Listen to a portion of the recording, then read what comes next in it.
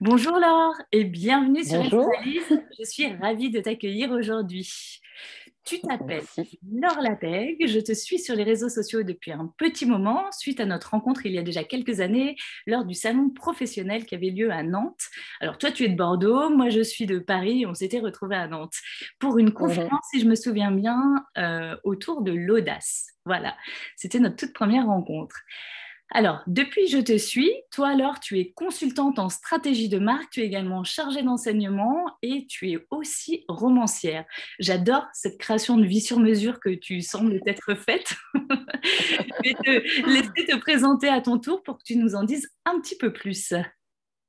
Déjà, bonjour et merci de m'accueillir. J'étais ravie d'accepter cette invitation. Alors effectivement, j'avais écrit un article sur le sujet récemment, mais je suis ce qu'on appelle un slasher, c'est-à-dire que je suis plusieurs activités en une. Alors le parcours, il est simple et il est pas simple. Moi, j'ai fait du droit au départ, donc pas du tout ce qui me destinait à avoir aucune de ces postures-là.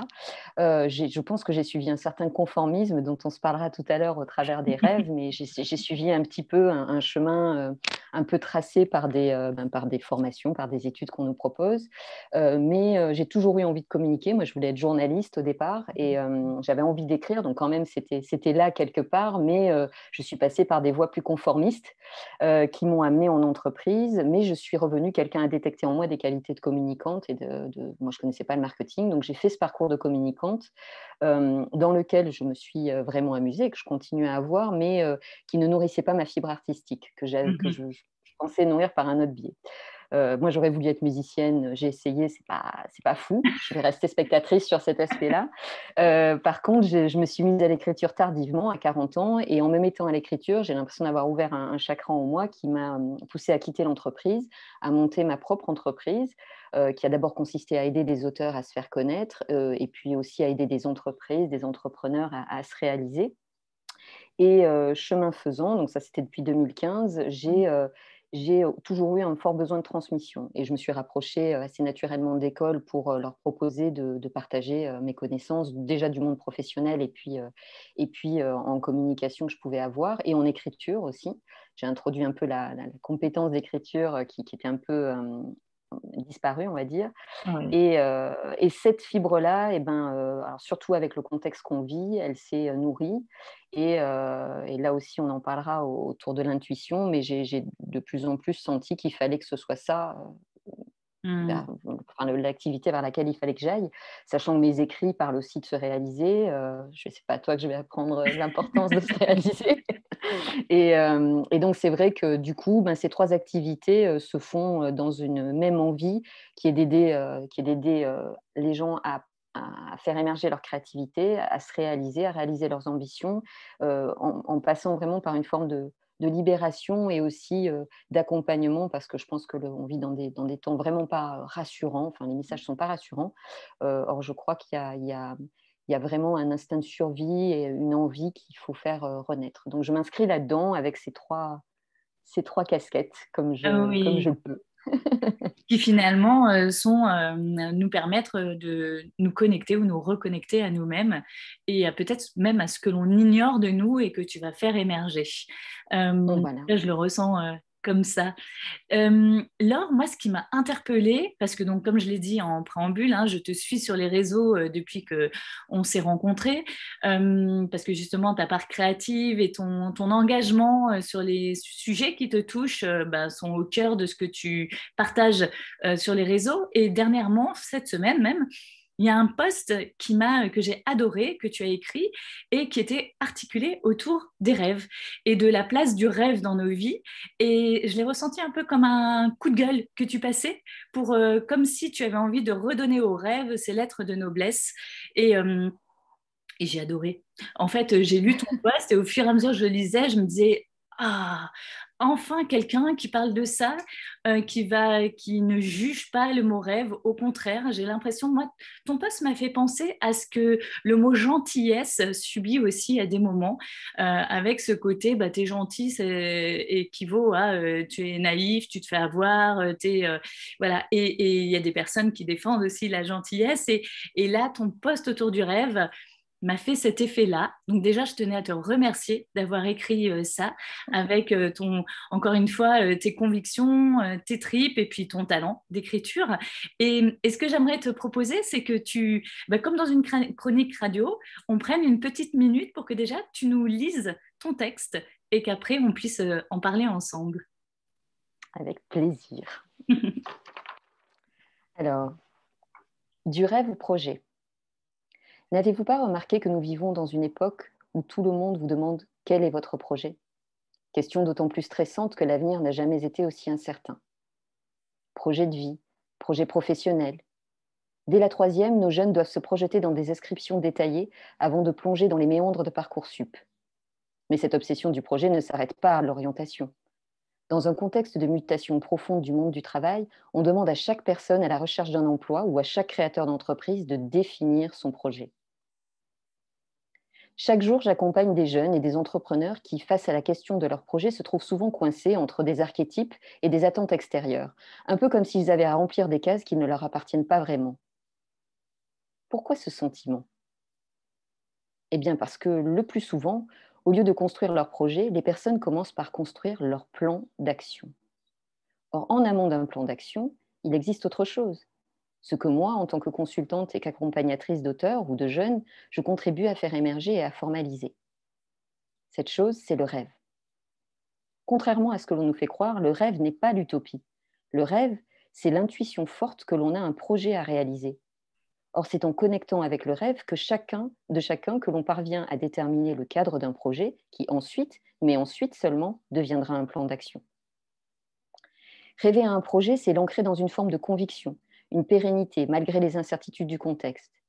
C'est percevoir le but général d'une entreprise afin de mieux définir les actions à mener pour la faire naître. C'est identifier le besoin auquel on veut répondre. C'est tout simplement donner un sens à la fois économique, sociétal et personnel à son projet. Or, je trouve assez dommage, et même dangereux, que les organisations qui nous régissent réduisent nos projets à un pilotage d'action dicté par des personnes ou des institutions qui ne sont pas habitées par le rêve qui les font naître. Avoir un projet consiste moins à dresser une liste d'actions qu'à veiller à ce qu'elles aient toujours un sens par rapport à notre rêve initial et à les réajuster si nécessaire afin que nos aspirations profondes continuent à nous porter. Alors avant de plonger dans des rédactions de to-do list, pensez à entretenir vos rêves et ceux des êtres qui vous entourent. Merci beaucoup, Laure. Merci de l'avoir écrit et de nous l'avoir lu ainsi voilà, dans cette interview. Qu'est-ce qui a motivé cette semaine qu'est-ce qui a fait que tu as ressenti cette envie tout à coup de partager ce qui est une conviction profonde en toi, mais où tu as eu besoin là de diffuser un message ou un regard en tout cas sur cette place du rêve dans nos vies? Alors, il y a plusieurs choses. Moi, je chemine régulièrement autour de ce que je constate dans la société, mais je dirais qu'il y a l'élément déclencheur a vraiment été, en ce moment, on sait très bien que Parcoursup ne fonctionne pas, on fonctionne aussi bien que les affaires de l'État, que je vois que moi, les jeunes autour de moi à qui on demande tout de suite: «Alors tu choisis quoi? Tu choisis quoi?» Je vois aussi, dans l'œil des entrepreneurs, une envie de passer à l'action qui se fait à l'envers, c'est-à-dire qu'on cherche après un sens aux actions qu'on fait pour essayer de les consolider. Ce qu'on appelle le storytelling dans mon milieu, ça arrive souvent à la fin. Et tout ça mélangé avec une tendance en ce moment à donner des règles comme des solutions. C'est-à-dire Mmh. à se détacher de plus en plus de la part de rêve pour se dire que la solution est dans la règle, dans le concret. Alors que la règle ne peut naître, comme un projet, ne peut naître que de quelque chose d'un peu irréel, d'un souhait, d'un vœu, d'un rêve, on l'appelle comme on veut, mais on ne va pas aller prendre une action sans avoir derrière un idéal. Donc tous ces constats-là, et avec quelque chose qui se durcit, que je constate qui se durcit, c'est-à-dire qu'on amène, on oblige, et notamment la jeunesse, on l'oblige, avant même de penser à ses rêves, à prendre des décisions, ce qui me paraît complètement absurde, m'a donné envie de pousser un peu ce coup de gueule et de dire est-ce qu'on ne prend pas le problème à l'envers? Et en y réfléchissant, je me suis finalement, dans l'entreprise, c'est pareil, on passe son temps à mettre des pilotes de projets qui sont des donneurs d'ordre, des ordres qui n'ont plus de sens pour les gens qui les appliquent et qui ne fédèrent plus, parce que derrière, on a perdu la vision du rêve. Le rêve, s'en parlera, mais n'étant pas forcément quelque chose qui se passe quand on dort ou réservé aux enfants de moins de 10 ans, quoi. Voilà. Je suis tellement d'accord. Qu'est-ce que c'est alors pour toi, alors, le rêve? Qu'est-ce que c'est ce... Le rêve, c'est la part d'irréel de tout projet. C'est-à-dire que quand on démarre quelque chose, moi, quand j'ai démarré mon entreprise de Book and Series, j'étais la première en France au moins à avoir l'idée de se dire, ben, ces auteurs qui sont là, je vais les aider à communiquer. C'était il y a 8-9 ans, quoi. Et je me suis dit, je vais faire une plateforme parce que pourquoi il faudrait passer par l'édition? Et tout le monde me regardait en disant, c'est bien, mademoiselle, plutôt madame, vous êtes mignonne, hein, mais mon Mm. entourage, tout le monde. Voilà. Pareil, quand j'ai voulu, je me suis mise à écrire, on m'a dit, ah, super, donc tu te prends pour un auteur, quoi, en fait. C'est ça un peu le projet. Et tu gagnes ta vie comment? Et voilà. Et à chaque fois qu'on a un projet qui est innovant, en fait, on suit pour moi une aspiration. Moi, à chaque fois, c'est plus fort que moi. Là, ce que je fais sur l'orientation des jeunes et ce vers quoi je vais, c'est plus fort que moi. J'ai envie de me former, j'ai envie d'apprendre, je rencontre des gens, je prends des bouquins, c'est plus fort que moi. Si je ne le fais pas, j'ai l'impression de me nier. Alors, on est déjà contraint à pas mal de choses au quotidien qui ne nous ressemblent pas toujours. Mm. Je pense que c'est ça. Le rêve, c'est cultiver cette intuition forte qu'on a de notre chemin. Après, sur ce chemin, parfois on est obligé de suivre certaines routes. Après, on peut établir un plan, mais il faut c'est écouter. Et je dirais même, c'est la part d'irréel qu'il y a dans tout projet. Aujourd'hui, je regrette qu'on n'admette pas, de la même façon qu'on n'admet pas la spiritualité, on n'admet pas la part irréelle qu'il y a dans un projet. Le premier mec qui a trouvé le vaccin contre la rage, on a dû le regarder en rigolant quand il a lancé l'idée au coin d'une table. Or, il l'a fait. Mais si on n'a pas cette utopie de guérir le monde, de rendre les gens meilleurs, de répondre à un besoin qui n'a jamais été adressé, quand bien même c'est très compliqué, ben rien n'avance. Enfin, c'est mon point de vue en tout cas. Ah, aujourd'hui, Laure, tu as écrit et publié combien de livres? Je viens de terminer, je vais l'envoyer en correction, le 9e. J'en ai publié 8.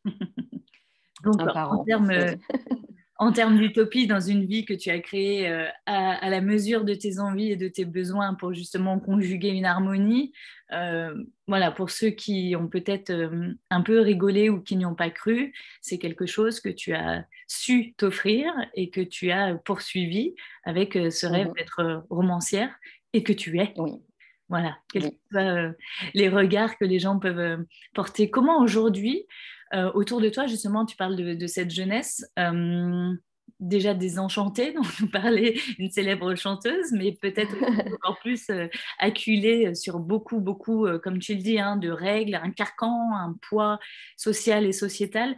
Comment toi, tu tends à retransmettre ce goût du rêve, cette autorisation à rêver, parce que je crois qu'on en est là, c'est autoriser les personnes, alors pour le coup la jeunesse comme les personnes de notre génération ou d'autres personnes plus âgées, cette autorisation à rêver. Comment tu t'y prends, toi? Euh, Moi, je m'y prends en mêlant, pour moi, enfin, si on part, parce qu'on se parle beaucoup en France, le travail, c'est beaucoup lié à la notion de travail, en fait, tout ça. Mhm. C'est que je lisais encore ce matin un extrait d'une citation de Freud qui disait que le mal-être, en tout cas en partie de la société, vient du fait que le métier devrait apporter une part de satisfaction et de développement personnel. Or, un métier qui rend heureux est un métier qui est déjà déprécié. Dès qu'il apporte le bonheur, c'est que ça doit être un truc un peu artistico. Artistico non lucratif, ce qui est à peu près la même chose dans la tête des gens. Donc, c'est l'idée du métier qu'on se fait à une époque où, il faut quand même le souligner, on est de plus en plus confronté au chômage, donc où la valeur travail et gagner de l'argent avec le travail quand même devient somme toute un petit peu relative.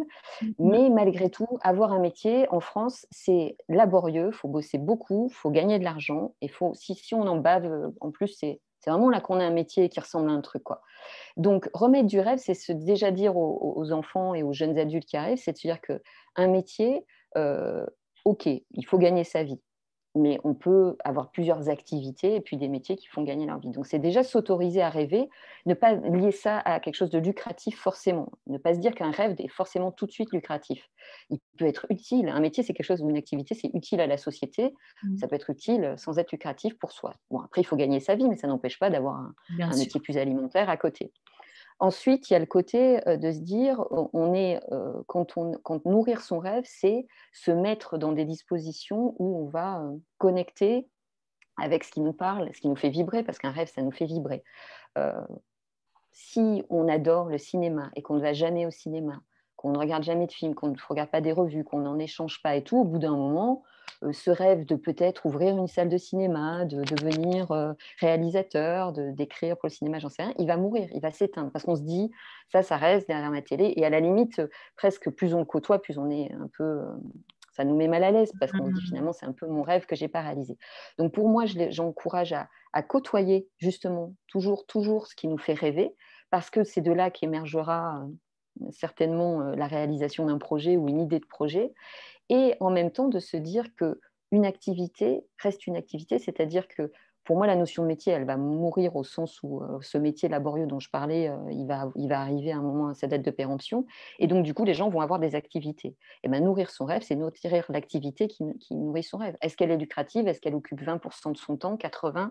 Le tout, c'est de ne pas la laisser mourir. Et moi, je dis toujours aux élèves, si pour l'instant, vous avez besoin de trouver un boulot qui ne vous passionne pas, continuez à aller voir des concerts si vous aimez ça, continuez à bouquiner des choses que vous aimez, continuez à voir les gens que vous avez envie de voir, même si vos parents vous disent cela, ils foutent rien, ils t'apporteront rien dans la vie, continuez à nourrir tout ça, vous ferez votre choix.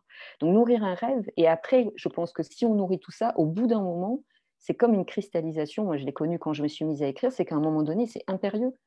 C'est qu'on se dit, je suis tellement prêt, pourquoi je ne fais pas ce petit pas de plus là qui me permettrait de. Et si on s'est bien entouré, si on s'est nourri, on a toujours une personne qui dit, tiens, prends ma main, je vais t'aider. C'est comme ça que ça se passe. C'est de l'intuition, c'est des choses de l'ordre de l'énergie qu'on dégage. Si on est constamment dans un milieu qui ne nous parle pas, qu'on fait des choses qu'on n'aime pas, qu'on s'emmerde toute la journée, je ne vois pas comment le rêve peut émerger. Là, on peut, et c'est toutes ces personnes-là qui disent oui, ben, t'es utopique. C'est souvent des gens cyniques. Voilà. C'est Bien le sûr, cynisme né. Voilà. de la Donc frustration. le rêve, pour moi, c'est ça. Et la Et de frustration, ne pas être exactement. passé, de ne pas s'être autorisé, en tout cas, ou de ne pas avoir eu à un moment donné le courage aussi. Tout ça, C'est difficile, hein. Je dis pas que c'est facile après, hein. Il y a c'est quand même ça. des gens qui sont plus câblés pour ça et puis qui ont un milieu, enfin, l'environnement est aussi hyper important, hein. Et le Qu'est-ce qui, contexte toi, tu aussi. as parlé du conformisme tout à l'heure et du fait que, par exemple, t'autoriser à écrire, tu l'as fait à l'approche de tes 40 ans ou pour tes 40 ans. Mm. Qu'est-ce qui a fait qu'à un moment donné, tu t'es reconnecté à ton rêve, à ton intuition, du fait qu'il fallait que tu te lances, que tu oses et que tu prennes le risque de te dire aussi, parce que c'est cette prise de risque aussi, hein. Quand on a un rêve, parfois, c'est difficile de se dire j'y vais parce qu'on a peur que le rêve se transforme en fantasme et qu'on se dise en fait c'était pas pour moi. Et on a Mm. souvent une peur peut-être inconsciente, hein, de s'auto-décevoir. D'où cette notion de courage dont on se parle, c'est à un moment donné se dire ok, je prends mes tripes je vais essayer de vivre mon rêve à fond. Et comme tu le soulignes, vivre son rêve à fond, ça ne veut pas dire pour autant que ça va être notre principale source de revenus mais en tout cas, on va se confronter à ce qui nous donne tant envie. Qu'est-ce qui a fait que toi, à un moment donné, tu as osé te dire, bon, allez, j'y vais là, je l'écris mon livre, mon premier roman. Ben, écrire, ça n'a pas été tant si conscientisé parce qu'en fait, je sentais monter, je me disais, ça y est, je vais écrire. J'ai acheté un cahier, parce au début, j'écrivais toujours à la main, mes 3 premiers romans. Donc, j'ai acheté ce cahier, je sentais que ça venait comme une cocotte minute. Voilà. T'as écrit tes 3 premiers romans à la main? Ouais. Ouais. Parce que comme voilà, je voyageais pour mon boulot et tout, donc j'avais toujours mon cahier et j'écrivais un peu partout. Voilà, et je le sentais comme ça, j'avais besoin que ça passe par là. Et donc, j'ai acheté ce cahier. Puis, à un moment donné, j'ai commencé un soir à écrire. Je me vois toujours dans mon lit. Puis, j'ai écrit. Puis, au bout d'un moment, je me suis dit, j'ai pas dit j'écris un roman. J'avais un peu l'histoire, mais j'ai écrit un peu, je dirais pas comme un journal, mais l'approche était plus comme ça. Vraiment comme quand on prend un journal intime et on se dit, c'est pas possible, il faut que je mette ça quelque part. Faut que ça sorte. Et finalement, mon cerveau s'est mis en truc et j'ai fait une histoire. Et quand j'ai terminé, j'ai dit, j'ai fait une histoire. Mais cette histoire-là, elle est restée quand même encore très honteuse, ça va être nul, je ne sais pas écrire. Je l'ai montré à 2 personnes et demie, voilà. Et c'est qu'à à mon deuxième roman, puisque j'en ai tout de suite commencé un autre, où là, il se trouve que je me suis fait un peu piéger par un collègue qui ont parlé d'écrire, enfin bref, et j'ai plus ou moins glissé. Je dis, ah ben moi, j'ai déjà fait un roman. Il me fait, ah quoi? Et il ne m'a pas lâché. Il m'a pas lâché jusqu'à ce que je lui fasse lire mon roman.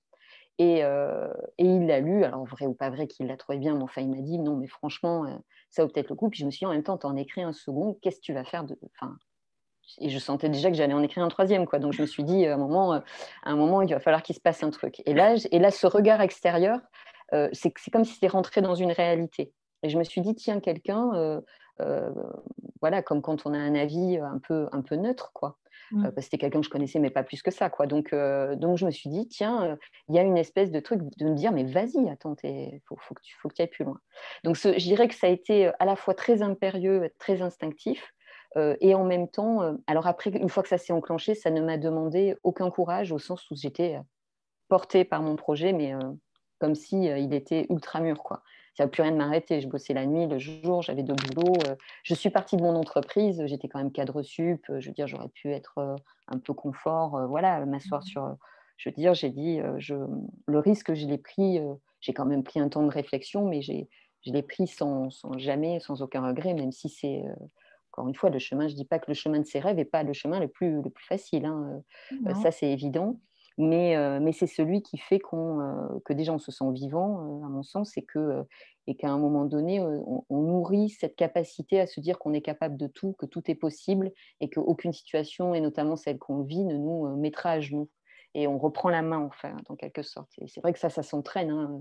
Si on ne l'entraîne pas, on se retrouve un peu terrorisé dès qu'il faut prendre des décisions un peu importantes, quoi.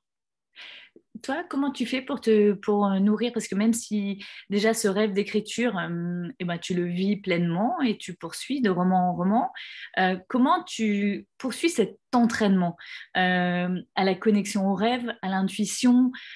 Comment, toi, qu'est-ce qui te nourrit finalement et que tu t'autorises, ou bien parfois peut-être que tu t'obliges un peu parce que dans le rythme de nos vies, c'est là où à des moments, et surtout tu le disais, hein, tu es slasheuse, c'est-à-dire que voilà, tu jongles entre différentes compétences et activités professionnelles. Comment tu fais pour toujours rester connecté à la part de toi qui a besoin d'être nourrie pour rester dans cette créativité, dans cette vibration, dans cette force et dans cet amour de ce que tu fais? Euh, alors, il y a plein de choses, et plus je vieillis, plus je grandis, on va dire, plus je mets des choses en place différentes et qui sont adaptées. Dans un premier temps, je pense, comme je disais, l'environnement. Moi, quand j'ai commencé à écrire, j'ai côtoyé des auteurs, je ne connaissais pas du tout le milieu des livres. Je suis allée me connecter à tout ça. Je suis curieuse de nature.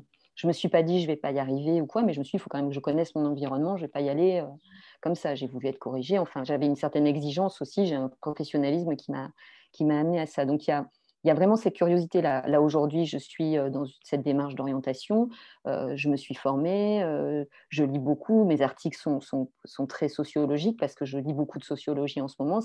Voilà, je nourris ma culture de tout ça, pas comme un exercice intellectuel, mais parce que ça nourrit mon esprit et ma réflexion pour me dire, mais oui, mais bon sang, mais oui, parce que plus je regarde, plus je fais. Il y a aussi les rencontres. Moi, je suis quelqu'un de très interactif. Je peux être très solitaire dans mon travail, très autonome, mais j'ai énormément besoin de rencontrer des gens. Pourquoi? Parce que j'ai besoin de différence. Je ne me conforte pas, je n'aime pas l'idée de me dire que je ne connais qu'un type de personne qui pense bien comme moi et qui voilà. Donc ça me fait évoluer beaucoup, ça me bouscule, parfois ça m'agace, mais les environnements sont très nourrissants. Et je dirais qu'après, parce que malheureusement, on est quand même plus souvent confronté à du scepticisme, du cynisme, et puis soi-même à ses propres doutes, hein. Moi, je suis là, encore une fois, en étant en pleine de nouveaux mutations moi-même, ben oui, on se réveille le matin, on se dit: «Est-ce que je vais y arriver?» Je remets des choses en question. C'est pas toujours facile. Et ben là, il y a, ça va paraître très bateau pour ceux qui en sont loin, mais très réel pour ceux qui font, tout ce qui va être pratique quotidienne d'une forme de développement personnel. Moi, je fais du yoga, tous les jours. Si j'en fais pas, je cours, donc je fais du sport tous les jours. Je médite un peu tous les jours. Je sais pas très bien méditer, mais je suis en train de m'y mettre. Je lis aussi des choses. Il se trouve que j'ai la chance d'avoir un mari qui est, dans le développement, enfin, il est sophrologue, énergéticien, donc il me donne des choses aussi. Il n'y a pas un jour qui se passe sans que je travaille pas à me renforcer moi-même dans ce que j'appelle ma paix intérieure, c'est-à-dire dans ce que je sois le moins possible perturbée quand j'exprime mes rêves par les mauvaises interactions qui viennent polluer tout ça, le regard jugeant d'un parent, le, le scepticisme des personnes qui ne comprennent pas que vous changiez encore de cap pour aller vers ce que vous aimez, la peur de manquer d'argent, enfin voilà, plein de choses qui viennent quotidiennement, hein, parce que c'est, encore une fois, je dis à personne que c'est simple de suivre ses rêves, mais encore une fois, moi je me dis que c'est comme les rêves, c'est un peu comme un doudou, quoi. Si on s'en colle un sous le bras et qu'on l'a toujours sous le bras, c'est quand même aussi, c'est pas qu'un challenge, c'est quand même un super réconfort de se dire, j'ai mon rêve à moi. Moi, l'écriture, ça a été mon premier contact. Je me suis dit, mais c'est à moi, ça. Personne peut m'emmerder, entre guillemets, dans cette zone-là. Et elle me porte et elle me fait grandir. Donc, quand on connecte avec ça, autant je pense que tout le monde ne peut pas avoir une passion. Quand on dit, mais c'est quoi ta passion? Je pense qu'il y a des gens qui sont vraiment passionnés. Moi, je pense que je suis plutôt quelqu'un de passionné, mais je conçois que tout le monde n'ait pas une passion dans la vie.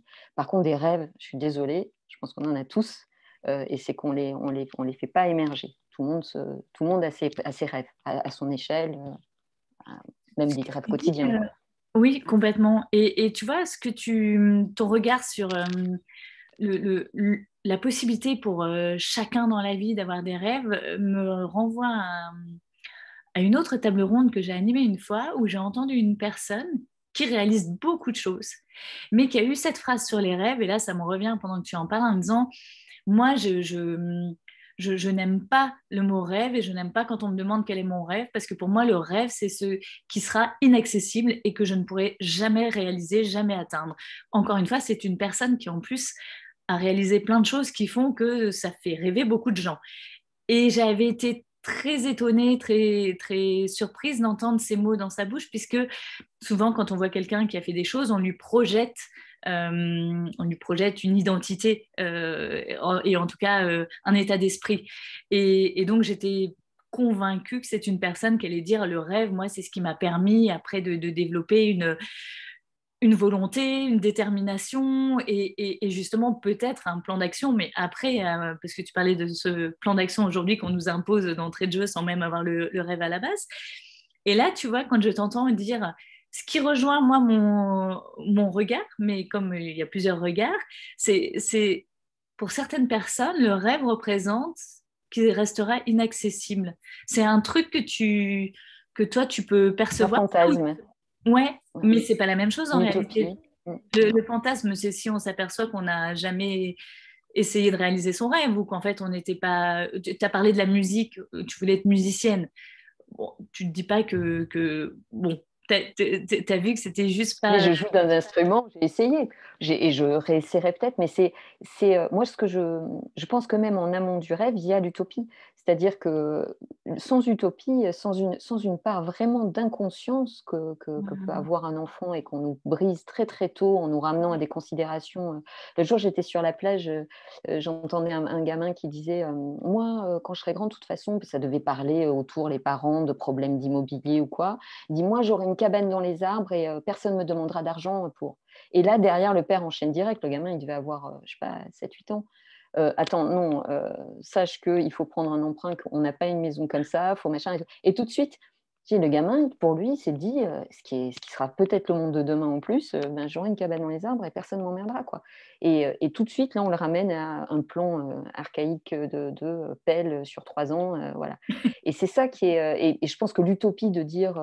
Moi, tous les jours, dans mon univers familial, quand j'ai des propos, mais même par rapport à la vision même de mon métier, que je considère aussi à révolutionner, le marketing qui est quand même très, très ancré dans une société économique ancienne, on va dire, on me regarde en me disant, mais tu rêves, ma pauvre fille, ça ne peut pas changer comme ça. Mais j'ai à un moment donné, si personne n'est utopiste, si personne ne mise sur, si je fais confiance à personne, que je prends tout le monde pour des cons, que je me dis que rien n'est possible, ben, je reste chez moi et j'attends la mort, quoi. Donc, moi, je dis l'utopie, même l'utopie est bonne. Et l'utopie, quand on la nourrit, quand on se dit, moi, j'aimerais que tout le monde soit beau, gentil, nourri dans le monde, et ben, d'un coup, on a l'idée de se dire, ben, je vais faire plutôt cet aspect des choses, ça va devenir un rêve et après, ça va devenir un projet. Mais il faut être plus grand, enfin, ouais, il faut être par des choses, quoi. Moi, je trouve que les gens on se parle pas de passion, mais il y a un moment, si on se dit qu'on peut rien faire, c'est hyper triste, quoi. Ça, c'est En hyper fait, triste. on a peut-être en ce moment une capacité à s'éteindre soi-même et à éteindre l'entourage. Ce que tu dis sur la jeunesse, c'est très vrai, hein, même les enfants tout petits. Moi, je me souviens de ma fille dès la maternelle, et là, elle a que 7 ans et demi, hein, mais c'est effectivement, Il y a tout de suite un côté castrateur. Oh, bah, j'y arrive plus ce matin. Bon, un côté. Ouais, bon, on l'a cassé. Voilà. Est-ce que son truc, c'est qu'il faut déjà dire effectivement quel métier exact, métier au singulier tu feras plus tard. Moi, je Ouais. sais que je lui dis déjà que c'est au pluriel et qu'on démarre dans la vie avec un métier. C'est pas pour autant qu'on aura toute sa vie celui-ci et que même à travers ce métier, elle veut être aventurière. Moi, je lui dis c'est fantastique. Aventurière, c'est une Ça en dit ouverture à beaucoup. tout. Mais déjà là, c'est déjà effectivement très, très restreint. On a parlé à travers le rêve de l'intuition et j'ai abordé le mot de l'audace autour duquel on s'était rencontrés. Comment par rapport à ça, tu le situes? Tu parles de l'utopie, du rêve. Le rêve, c'est aussi se connecter donc à soi, à son intuition. Et alors, l'audace, comment ça s'intègre entre la projection d'un rêve et peut-être la mise en place de sa réalisation. Quelle place aujourd'hui, en plus avec le recul que tu as quelques années après notre table ronde, quelle place tu donnes à l'audace et quelle est ta définition à toi de ce terme-là? Euh, L'audace, alors même si ça a été beaucoup galvaudé, en tout cas, voilà, pris un peu dans tous les sens, je dirais que pour moi, ce n'est que l'intuition, une forme que peut prendre enfin, une forme de transformation de l'intuition, c'est-à-dire que je pense que dès lors qu'on a l'intuition et l'instinct de survie, l'audace, elle arrive juste derrière. Il n'y a pas besoin d'aller déployer.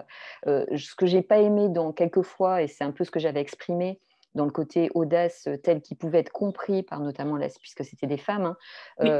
et j'avais un peu provoqué en disant être audacieux, c'est pas devenir entre guillemets aussi viril que les hommes qui managent ce monde. C'est-à-dire que l'audace, c'est peut-être une forme de courage, mais qui est beaucoup plus, qui est moins dans la lutte, quoi.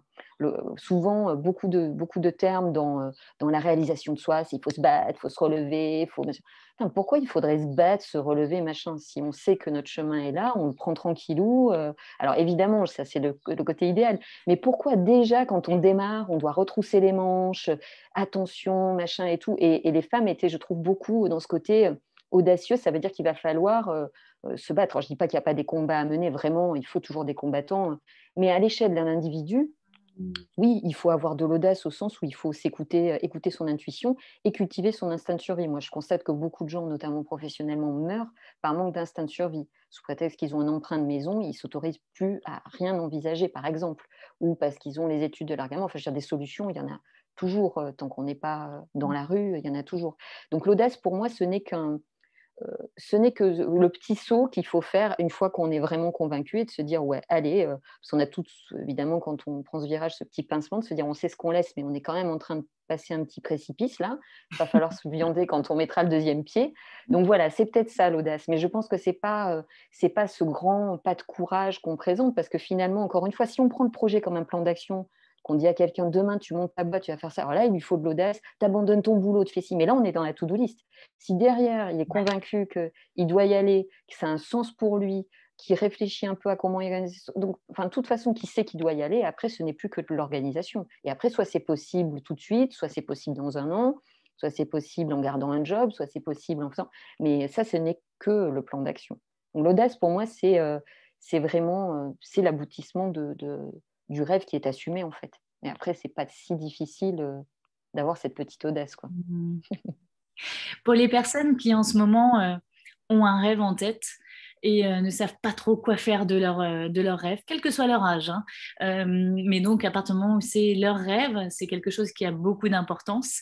Quel message tu aurais envie de leur partager? J'aurais envie de leur dire, essayez de l'énoncer à voix haute ou de l'écrire et de le lire, que ce soit avec des verbes qui sont assez porteurs, comme je voudrais contribuer à. Souvent, un rêve, c'est quand même quelque chose qui est assez sociétal, quoi. Je voudrais contribuer à ce qu'il y ait plus de gentillesse dans le monde, à ce qu'on puisse plus partager des moments dans tel contexte. Donc, contribuer à et le lire et voir comment ça résonne. Moi, quand j'évoquais l'imminence, un début de réalité par les mots de ça, on a, rien que d'y penser, j'ai des frissons, quoi. On a ça. Si on a ça, eh ben, il faut aller plus loin et se dire, du coup, je précise, qu'est-ce que je peux faire là tout de suite aujourd'hui pour nourrir ça? Qu'est-ce que je peux prendre? Un bouquin, passer un coup de fil, aller voir une copine pour en parler et partager ses rêves. Partager parce que oui, on se prend parfois des bois, mais à la limite, on n'est pas bête. C'est comme quand on choisit un bêta-lecteur, on ne va pas prendre quelqu'un qui n'aime pas du tout son genre de bouquin. On va choisir quelqu'un qui est plutôt quand même dans sa veine. Aller s'entourer des personnes, en tout cas à ne pas aller rester dans un univers dont on sent qu'il ne nourrit absolument pas ça. Si, mettons, on a le rêve d'être artiste et qu'on est dans un service de banque financier qui tous les jours nous dit que c'est pragmatique et compagnie, en restant là, on va être en lutte et on ne va pas nourrir. Donc, se créer des espaces pour nourrir. Mais la première chose, c'est essayer d'écrire ou de se formuler j'aimerais contribuer j'aimerais que ce soit comme ça dans tel univers. Et ça, si ça résonne, se dire, bon, allez, merde, là, tout de suite, qu'est-ce que je peux faire? Pas pour gagner de l'argent, pas pour avoir un plan quinquennal, pour me dire que j'en ai fait un peu plus. Moi, par exemple, cette année, les animaux m'ont touchée. J'ai pris je voulais participer, aller à la SPA, mais j'en ai pas près de chez moi. Donc, j'ai pris un chat il y a 2 ans. J'ai contribué maintenant tous les mois à la SPA. Donc, je suis tenue au courant. Voilà, faire des petites choses qu'on peut faire, mais pour se dire, et peut-être demain, j'aurai l'occasion d'en faire plus. Mais déjà, hop, je mets un petit jalon, une graine, quoi.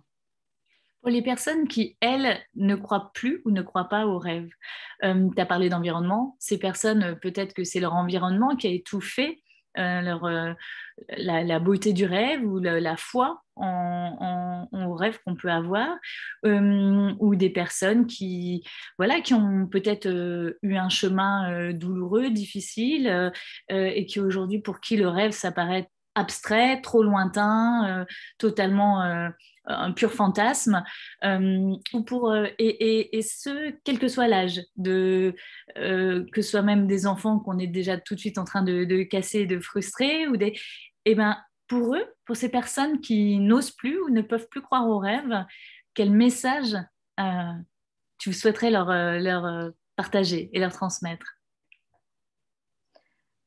Je dirais que ne plus croire en ses rêves, quelque part, c'est quand même ne plus croire en soi, puisque les rêves, il n'y a que nous qui les fabriquons. Donc ça veut dire que quelque part, on a détruit une partie d'eux, en tout cas de ce qui les rendait vivants, parce que c'est quand même assez malheureux de se dire qu'on ne peut plus s'autoriser à se dire que c'est possible. Parce que c'est ça, en fait. Ne plus rêver, c'est se dire ce n'est plus possible. Je sais pas, j'ai divorcé, je serai plus jamais amoureux, j'ai raté ma vie professionnelle, je serai jamais un suicide. Donc ça, c'est plus possible. À ça, il y a évidemment que c'est pas juste réenclencher quelque chose, mais c'est de se dire: «Est-ce que j'ai vraiment qu'est-ce que ça m'apporte de me dire que c'est plus possible?» Parce que moi, j'ai pu constater que dans le cynisme, il y a un certain confort, hein, parce que ça du coup, on bouge pas, du coup, on se plaint, l'être humain aime quand même bien se plaindre, donc il rentre vite dans une mécanique où le monde est dégueulasse, où de toute façon, il peut rien faire et puis il y a le covid et puis machin et patin couffin.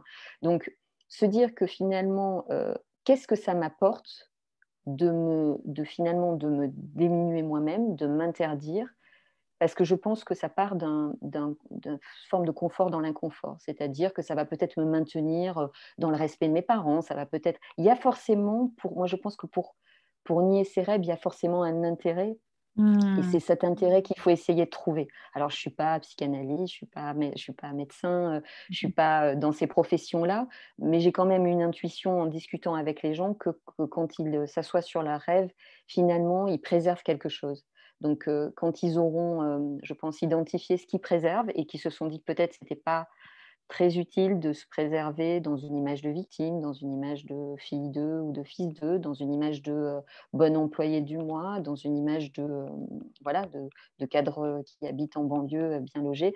Peut-être que hop, Hmm. il y aura peut-être cette possibilité parce que et puis après il y a la peur qu'on vit aussi. Faire descendre le niveau de la peur, ça redimait du rêve. Aujourd'hui, je pense qu'il y a beaucoup de rêves qui sont notamment alors, on peut se dire c'est de la peur ou l'incertitude, mais bon, l'un crée l'autre, Hmm. fait que faire baisser son niveau de peur en faisant pareil, eh ben, des choses qui nous font se sentir bien physiquement, ça peut aider à tout d'un coup se dire: «Ah, je suis bien, tiens, je ferais bien ça». Si on est mal comme tout, c'est pas là qu'on a l'idée, d'un beau projet ou d'un bon moment, quoi. On est au fond du gouffre, on est pas bien. Donc voilà, je dirais creuser dans ces 2 pistes-là pour essayer de refaire émerger une petite envie, quoi. Qui fait qu'effectivement, ça, on rejoint un peu ce que tu disais aussi dès le départ, et en tout cas ce que tu as écrit dans ton texte, sur le fait qu'aujourd'hui on fonctionne peut-être un peu à l'envers en mettant d'abord le plan d'action avant même d'avoir un rêve. Peut-être que si on est déconnecté de soi ou trop pris par les peurs et tout ce climat anxiogène, peut-être qu'il faut tout simplement, avant de se dire il faut que j'ai un rêve, il faut que j'ai un rêve, il faut que j'ai un rêve, de peut-être se reconnecter à ce qui va nous faire du bien, c'est ce dont tu parles, et aussi à ce qui va nous faire plaisir. Et que par petites touches, chaque jour, en se faisant à nouveau une action où on sent que pendant ce laps de temps-là, on a ri, on a souri, on a été ému, on s'est nourri de quelque chose de plus léger. Alors c'est pareil, hein, léger, ça peut paraître moins fondamental, alors qu'en fait, c'est ce qui va nous amener l'essence même de ce qu'on a de plus précieux. Peut-être que de jour en jour, on va tellement se reconnecter à soi et à de bonnes énergies pour soi qu'on va se retrouver d'un seul coup avec un rêve qui va émerger et que peut-être et qu'il vaut mieux déjà commencer par se faire ces petites touches de bien et de bon et de plaisir pour, euh, pour laisser la place à nouveau au rêve dans sa vie. Oui, on peut pas, je pense que surtout si on est particulièrement cynique ou déçu, on peut pas intellectualiser le rêve et se dire allez, pif pouf, je vais foutre du rêve dans ma vie, quoi. Ça va être Mmh. compliqué, même avec des méthodes. Voilà. Donc à un moment donné, il faut laisser cet espace comme un champ qu'on recultiverait, qu'on nettoierait, et se dire bah voilà, on va voir ce qui pousse, mais déjà on va nettoyer un petit peu, se calmer et voir ce qui vient, quoi. Quel mot tu as envie d'associer spontanément au rêve par rapport à ce que représente le rêve pour toi dans ta vie et la place qu'il y tient? Le rêve, je dirais que c'est quand même beaucoup d'intuition pour moi. Je pense qu'on ne fait pas assez confiance. Ouais, le rêve, c'est l'intuition. Même si je suis quand même, je peux être bon soldat sur plein d'aspects, j'ai quand même beaucoup. Je ne suis pas arrivée comme ça en me disant ouais, je vais faire vivre mes rêves et tout. Je suis quand même très très prise dans des archétypes et dans mon éducation. Mais j'ai eu cette intuition que j'étais en train de mener tout le temps, quoi. Je pense qu'elle m'a pas lâchée et que c'est elle qui m'a amenée à l'intuition et l'instinct de survie m'ont amené à l'instinct de survie au sens bon du terme, quoi, au sens où on sait bien qu'on est en train de se faire du mal, quoi, que c'est qu'on n'est pas là où on doit être. Le rêve et donc on est en train de tuer le rêve. Moi, j'associe ça au sens où c'est des choses qui m'ont permis de pas déconnecter de ça. L'intuition pour toi, c'est quoi alors? L'intuition, moi, je suis quelqu'un de très émotionnel. L'intuition, c'est ce que je disais tout à l'heure pour personnes qui ont le sentiment qu'elles pourraient avoir un rêve, c'est de se dire ah mon Dieu, ça c'est. Moi, il y a des choses, je les vois, mais j'ai l'impression que je suis habitée jusqu'au bout des doigts, quoi. Je me dis ça, je peux pas passer à côté. Ouais, ça peut être une personne, ça peut être un pays, ça peut être un film, ça peut être. Et là, on se dit, punaise, là, j'y suis. Je sais, l'intuition, c'est quelque chose qui est à la fois physique et intellectuel d'une grande. C'est comme une satisfaction, quoi. C'est se dire, ça a du sens. C'est à la fois c'est le sens, vraiment l'impression d'être d'avoir trouvé le sens des choses et de s'y connecter. Mais c'est très personnel, évidemment. Mais c'est L'intuition, beaucoup de elle est ressenti. Dès que tu en parles, exactement. c'est les gestes qui Ah arrivent. ouais, ouais, C'est ah oui, vrai moi, pour moi, ressenti. c'est là, quoi. C'est vraiment, ça me prend toujours ici. Et si c'est pas bon, c'est pareil, hein, ça me prend là. Et là, l'intuition, elle me dit fausse route, mauvaise voie sans issue. Cours, cours. Instinct de survie. C'est ça, c'est ça, c'est le bon instinct de survie. Ouais. Dis-moi, alors si on plonge dans ta série de romans, qu'est-ce qu'on y trouve? Quel univers explores-tu au fil de tes écrits? Alors, ça va pas t'étonner, c'est le sens de la vie, hein, principalement. Enfin, ça, c'est vraiment ce qui drive tous mes héros. Il y a beaucoup. Alors, c'est le sens de la vie, c'est des romans contemporains, hein, donc qui se passent vraiment et qui puisent énormément. J'écris un roman par an, mais c'est vrai que c'est l'année que je passe qui déclenche Qui un, te nourrit? un pan que j'ai envie d'explorer. C'est souvent donc une quête d'identité, de sens de vie. Alors, c'est un univers un peu noir, mais je dirais, c'est pas du tout sanglant, thriller. C'est parce que c'est psychologique et que c'est vrai qu'à un moment donné, la réflexion, et puis moi aussi, j'ai connu des heures plus sombres, hein, donc j'avais des personnages aussi qui étaient dans mon état d'esprit. Après, l'idée, c'est vraiment que c'est du suspense, donc il y a vraiment une vraie intrigue dont on a envie de savoir comment elle va se dénouer. Mais le suspense et mon personnage principal, avec souvent un petit effet miroir, avec un petit groupe de personnages autour, sont vraiment une occasion d'aller souligner un aspect sociétal voilà, qui me questionne. L'année où on s'est vu, il y avait une grosse remontée, ben, c'était le début du féminisme qui revenait en force, hein, dans plein de domaines. Et et vraiment, ça me sautait à la figure que les femmes étaient les nouveaux hommes, quoi. Donc, c'est vrai que mon roman Female était vraiment pour dire. Enfin, moi, c'est un des thèmes récurrents, c'est aussi la féminité, la masculinité. Et qu'est-ce qui fait notre féminité ou notre masculinité? Donc, ça, voilà, c'est des questions d'identité. Et je me dis, bon, voilà, qui a décidé à un moment donné qu'être une femme, c'était ça, être un homme, c'était ça.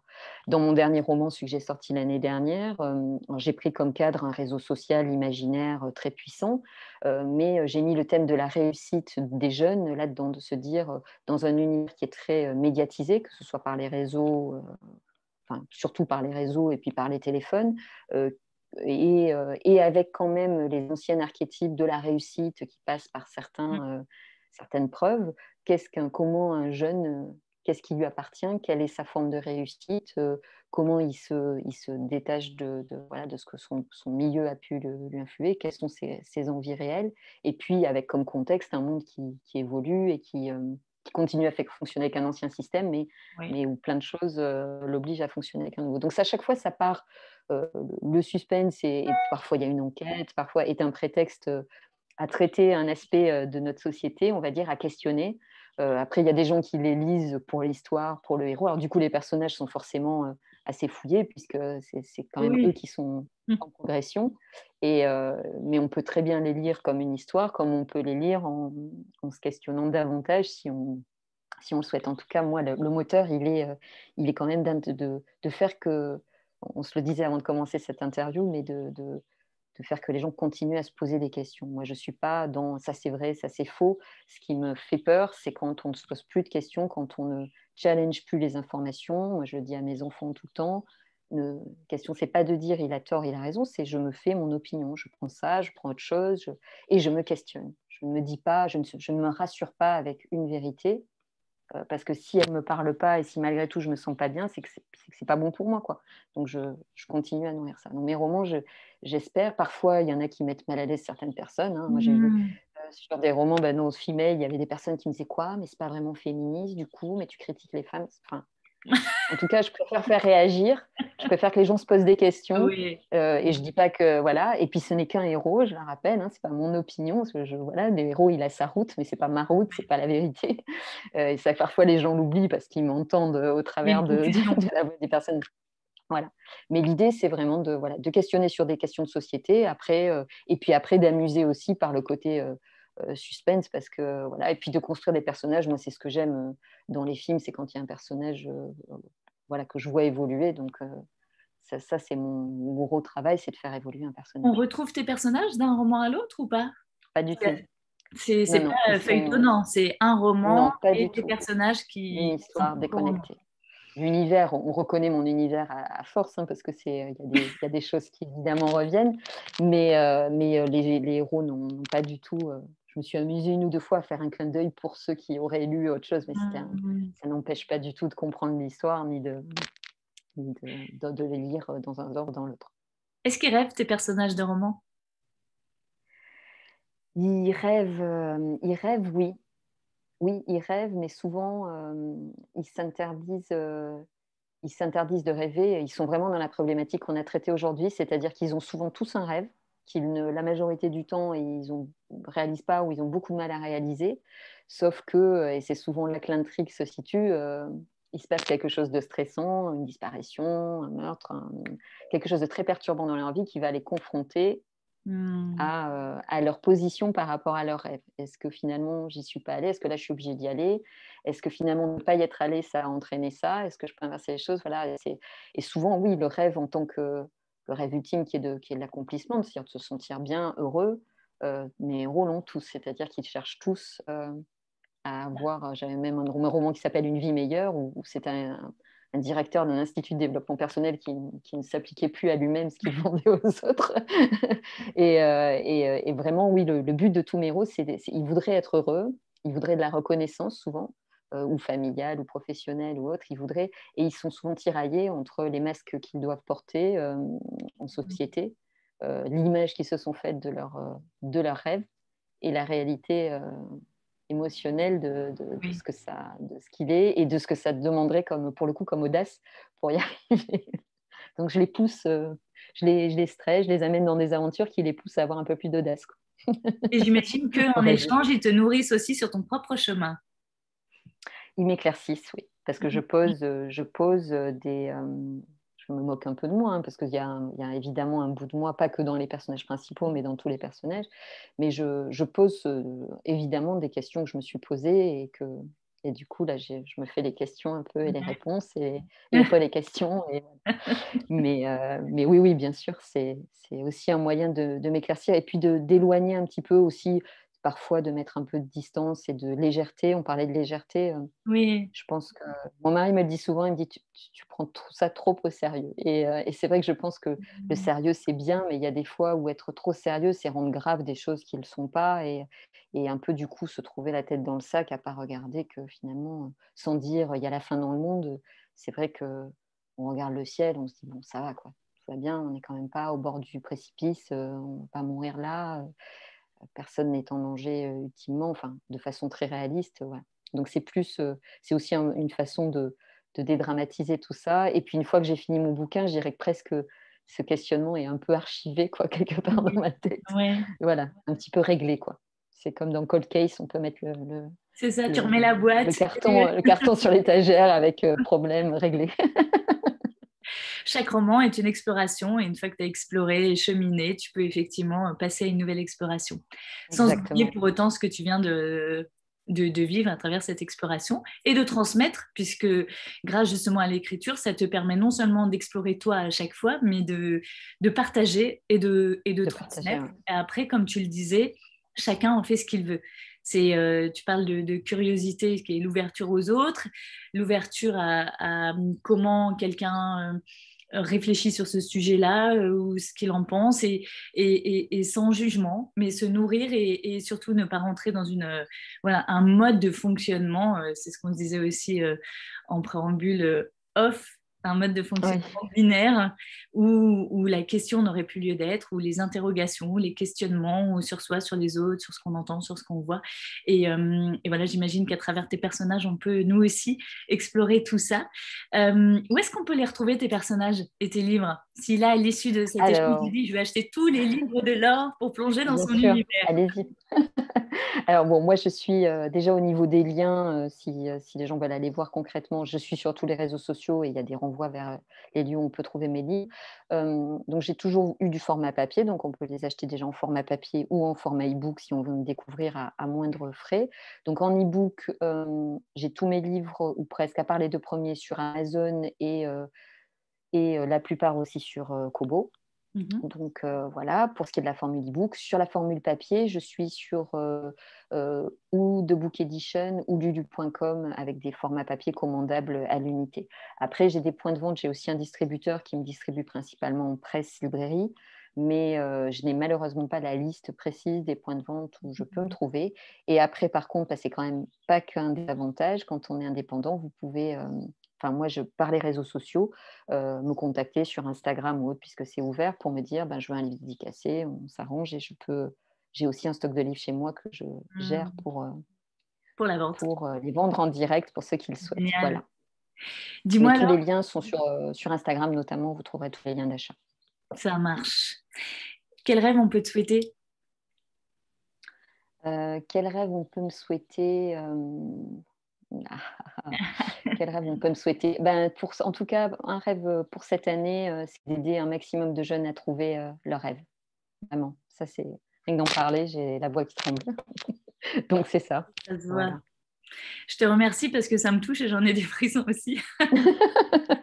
Parce que je trouve beau et précieux que d'autres personnes se préoccupent de ça aujourd'hui. Et voilà, moi, je te remercie vraiment d'aller à chaque fois sur chaque engagement que tu prends qui sont complètement connectés à tes ressentis, à tes intuitions, à tes rêves. Et voilà, où tu prends ta plume, que ce soit l'écran, enfin le clavier d'ordinateur ou réellement le stylo sur une page blanche et qu'après tu partages ça sur un post. Mais merci de faire ce choix. Voilà, de dire de temps en temps, je suis, quand je vois les commentaires, ça entraîne effectivement des débats ou des... Mais tu es là, tu oses. On parlait d'audace, bah voilà, tu le fais. Pour toi, c'est important.